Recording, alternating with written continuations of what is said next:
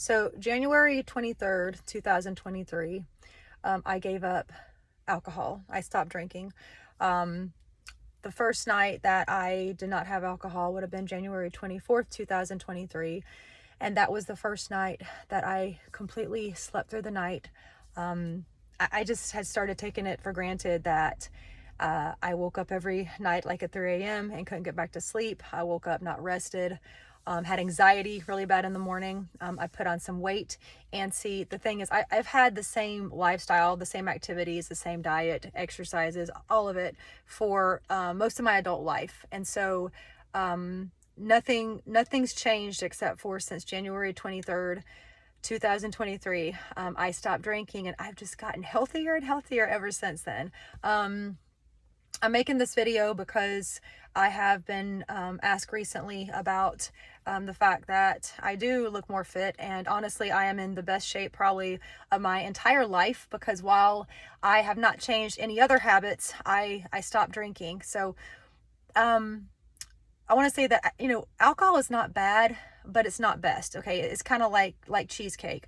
Cheesecake's not going to kill you, but if you're trying to live your best life and be your best health, this is probably best to give it up for a while. The original plan in January was to stop for a week because I wasn't feeling my best. I felt like I wasn't participating in life. I had put on some weight, and so I just decided to give it up for a week and see if I felt any better. Well, after that, even that first night, I felt so much better, and I thought, well, maybe it's just a fluke. I'll give it a week. Well, after a week, I felt like my life had changed, and I'm a wine drinker. Okay. I was a wine drinker. But after that first week, like I said, I just decided to completely quit, and I've felt so much better ever since. One of the reasons I'm making this too is because you see a lot online, people talking about wanting to get fit, wanting to get healthy, and with a lot of times what they mean is they're trying to lose weight. Okay, so your weight is an indicator. Your weight is a marker of your overall health. It doesn't tell the whole story, but it's like when you go to the doctor and they weigh you and they take your blood pressure, etc. Those things don't tell the whole story, but it is an indicator and a marker of the rest of your health. Okay, well, if you get the rest of you, all of you, healthy, your optimum weight for you is going to be at its best.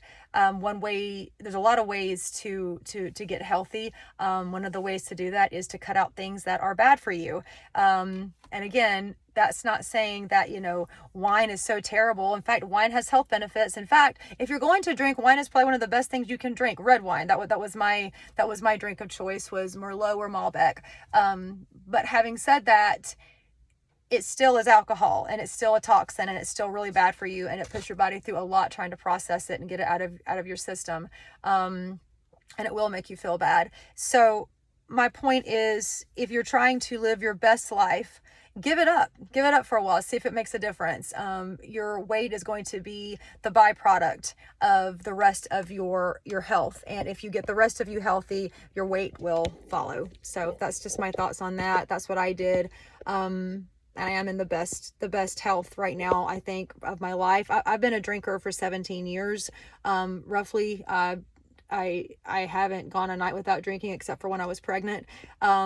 And you don't have to be a heavy drinker to still have the benefits of quitting drinking, or to have the domino bad effect of drinking. My thing was, I called it sitting in the laundry room.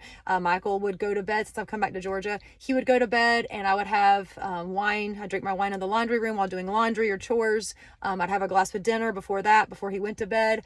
And it was just part of my lifestyle, and it was the one part of my lifestyle that was pretty much, looking back, derailing some of the other good things that I had going on in my lifestyle. So it was really best to cut it out, and I did, and I'm healthier than I've ever been. So if you're trying to get to a better place with your weight, or with your health, or your energy, or feeling just more present for life, and doing all the things you love to do and not being tired doing it, I suggest the first thing that you give up is alcohol, and ultimately sugar. Okay. You can do some research. I really suggest it. I'm not going to sit here and get into all the ins and outs of what alcohol does to you. But I did look it up after I felt so much better after that 1 week. I'm like, what is going on here? Cause I always believed wine was good for you. So after I did some research, there are some health benefits to wine, but there's nothing in wine that's good for you that you can't get from other sources without the alcohol. Okay. And when you look at all the ways that it affects your body and metabolism and blood sugar and insulin resistance and everything else, look it up for yourself. There's just no real benefit. It's not really helping you relax. Okay. It is postponing anxiety and interfering with your sleep, which is going to have a domino effect of negativity in every other area of your life. So I strongly suggest, if you drink even a little bit, to give it up and see how you feel. And if you drink a lot, definitely give it up. But it's just not good for you. In the same way that cheesecake is not good for you, but little FYI, alcohol is actually even worse. So give it up. If you're looking to reach higher fitness goals or higher health levels, you want more muscle tone and definition and all that good stuff, give up the alcohol and see what kind of difference it's going to make, because my guess is it's going to make a big difference. It made a huge difference in my life and how I feel, how I look, how I live, all of it. So I just wanted to share that. Thanks so much for letting me share. Bye.